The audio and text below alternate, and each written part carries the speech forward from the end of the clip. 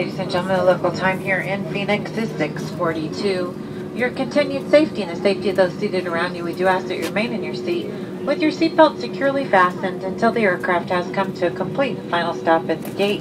And more importantly, the captain has turned off the fasten seatbelt sign. At that time, please check around your seating area for any items you might have brought on board with you.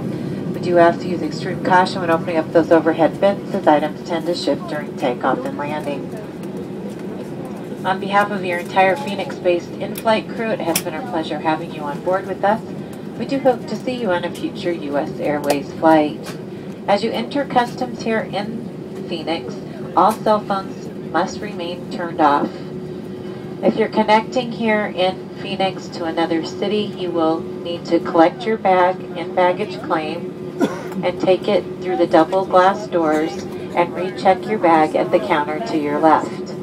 Then proceed to your connecting gate. You will need to go through security to get to the gate for your connections. Also, we're just a little bit ahead of British Airways, so we do ask that you collect your belongings and exit the aircraft and get through customs as quickly as possible for your benefit.